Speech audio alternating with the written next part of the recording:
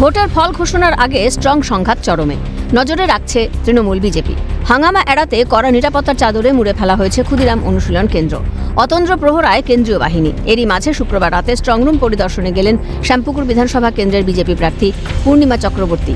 তাকে দেখে জয় বাংলা স্লোগান দেওয়ার অভিযোগ ওঠে তৃণমূলের বিরুদ্ধে, যাকে কেন্দ্র করে সাময়িক উত্তেজনা ছড়ায় স্ট্রংরুমের বাইরে। নিরাপত্তার দায়িত্বে থাকা পুলিশ আধিকারিকদের বিরুদ্ধে একরাশ ক্ষোভ উগরে দিয়ে তিনি বলেন, তৃণমূলের খেলা শেষ, চেয়ার থেকে নামানোর ব্যবস্থা করে দিয়েছে বাংলার জনগণ। বারবার এসে বোঝানোর চেষ্টা করছেন কি মানুষ আপনাদেরকে ভোট দিয়েছে, ভোট দেয়নি, আপনাদেরকে চেয়ার থেকে নামানোর ব্যবস্থা করে দিয়েছে, আপনাদের খেলা শেষ করে দিয়েছে। সেটা সহ্য করতে পারছেন না,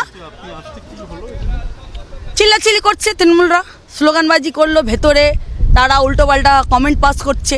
কেন আমরা আসতে পারি না? পুলিশ বলছে আপনারা চলে যান। কেন চলে যাব? কেন চলে যাব?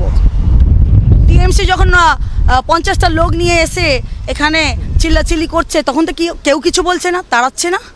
বিজেপি এলেই এদের ভয়। এদিকে রাত একটায় যেখানে আনার কথা ছিল, সেখানে নাকি পোস্টাল ব্যালট আনা হয় ভোর 4টে নাগাদ। অভিযোগ, ক্ষুদিরাম অনুশীলন কেন্দ্রের যে ঘরে কোনো সিসিটিভি নেই, সেখানেই রাখা হয়েছে 8টি ট্রাঙ্ক। বিজেপি ও কমিশনের যোগসাজশের গন্ধ পাচ্ছে তৃণমূল। প্রতিবাদ করলে উত্তেজনা ছড়ায় স্ট্রং রুম চত্বরে। আমরা বারংবার বলেছি যে রুমে ক্যামেরা নেই, সেই রুমে কি কারণে পোস্টাল ব্যালটটা ঢোকানো হবে। আমাদের স্ট্রং রুমে প্রতিটা রুমে ক্যামেরা রয়েছে। সেই ক্যামেরা নজরদারি করার জন্য আমরা বিভিন্ন রাজনৈতিক দলের প্রতিনিধিরা এসে স্ট্রং রুমের সামনে সিসিটিভি ক্যামেরার সামনে বসে আমরা স্ক্রিনের সামনে দেখছি। কিন্তু যে রুমে ক্যামেরা নেই, সেখানে ইচ্ছা করে এই বক্সগুলোকে ঢোকানো হলো। আমরা বারংবার বলা সত্ত্বেও বিভিন্ন ইন্ডিপেন্ডেন্ট ক্যান্ডিডেটরাও ছিল, এআইটিসির ক্যান্ডিডেটরাও ছিল, তারা বারংবার না করা সত্ত্বেও সেটাকে জোর করে ঢোকানো হলো। ওখানে ভোর 4:10 সময় এই ঘটনাটা ঘটেছে। 1টার সময় আসার কথা ছিল রাত্রিবেলা, কিন্তু সেটা ভোর 4টের সময়। রাজনৈতিক দলের প্রতিনিধিদের নজর এড়িয়ে ট্রাঙ্ক আনার চেষ্টা কমিশনের। খবর পেয়ে ঘটনাস্থলে পৌঁছন শ্যামপুকুর বিধানসভা কেন্দ্রের তৃণমূল প্রার্থী শশী পাঁজা।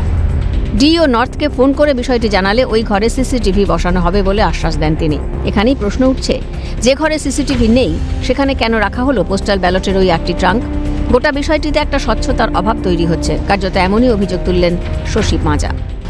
আমি 4টের সময় ডিও নর্থকে ফোন করেছিলাম, ভোর 4টের সময়, যে এরকম পরিস্থিতি এসছে। অতক্ষণ অপেক্ষা করেও কিন্তু সবাই চলে গেছে। এখন কেন ঢোকানো হচ্ছে? ধরুন একটা ঘরে ঢুকিয়ে দিলেন, তাহলে তারাই তালা মারলেন।